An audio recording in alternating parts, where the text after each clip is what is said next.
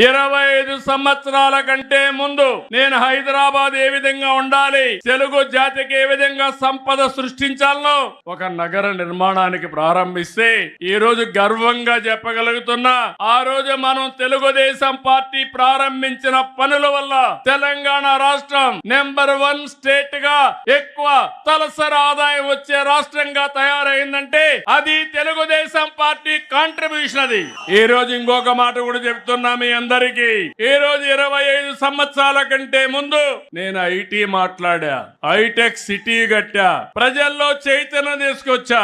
అప్పుడు నన్ను నమ్మలేదు గాని ఈ రోజు మీరు చూస్తే మీ ఊర్లో ఎంత మంది ప్రపంచంలో వేరే దేశాల్లో ఉన్నారో చూస్తే దానికి దోహదం చేసిన పార్టీ తెలుగుదేశం పార్టీ. అది సాధించిన జెండా తెలుగుదేశం పార్టీ జెండా.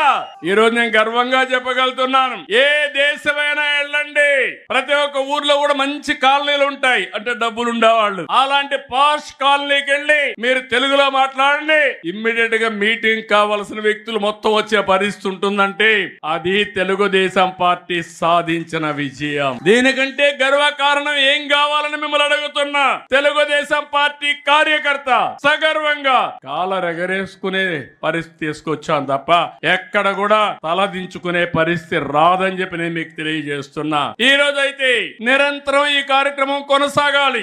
ఎవరైతే ఆలోచించడం ఆపేస్తారో లేకపోతే తెలుసుకోవడం ఆపేస్తారో వాళ్ళు అక్కడి నుంచి పతనం అవుతా ఉంటారు, వ్యక్తులు గాని వ్యవస్థలు గాని. మరిన్ని ట్రెండింగ్ వీడియోల కోసం న్యూస్ 18 తెలుగు యూట్యూబ్ ఛానల్ ను సబ్స్క్రైబ్ చేసుకోండి.